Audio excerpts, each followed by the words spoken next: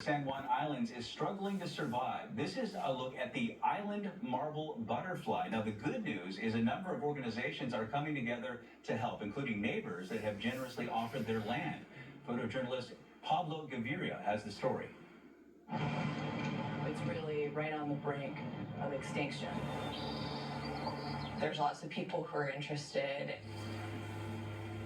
The butterfly was last seen in 1908, and then since then it was thought to be extinct. We don't really know a lot about what happened to the butterfly in that time where we thought it was extinct. But it was rediscovered in 1998 here at American Camp. It turned out to be an island marble butterfly. A white butterfly with green and yellow marbling. We don't have a direct number of what the wild population is, but it's somewhere between 300 and 500.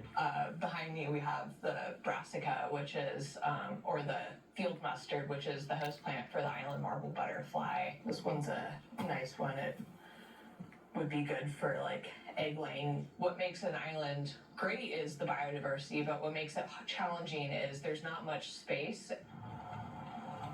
In the time between 1998 and 2011, the population at American Camp was the only one remaining. We think that a lot of that decline was due to differences in land management, development. The park started captive rearing the butterfly in 2013. There were captive rearings of the butterfly before that, and that was led by local ecologist Susan Vernon. She collected eggs and larvae from that area that she knew was being threatened and brought them to her home to captive rear them. And she learned techniques on how to best serve the species and taught those to the park. We have on sacred ground running our captive rearing facility. What we'll do is we'll go out to the field, collect eggs from the field, bring them into our rearing facility, and raise them through all their different life stages. They'll be in the chrysalis stage for about 10 to 11 months. So they'll overwinter in the chrysalis, which is kind of unique to the species. Come spring, about April, May, or June, they will eclose or hatch out of their chrysalis, and then they'll be the adult butterfly stage for about a week or two. The survival rate in the wild is about 1% to 4%, and with our captive rearing facility, we have about 85% success rate, so that's pretty high. Yeah.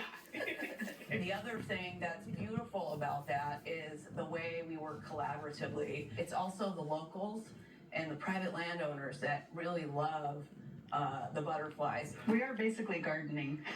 It's wild gardening. This habitat plot is on private land, so it's part of a neighborhood association, and the neighbors that live nearby help care for it. Well, I'm concerned about species that are being lost, and I'm a nature lover.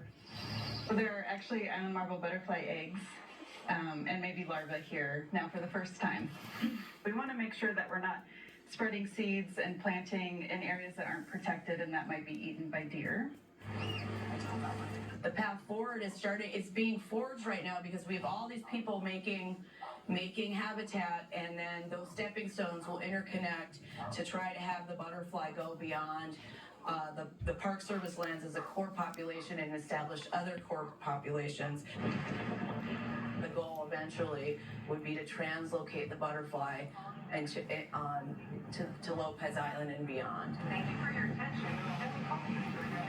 They are survivors where something so imperiled has this ability to hold on. It's really a sign of hope.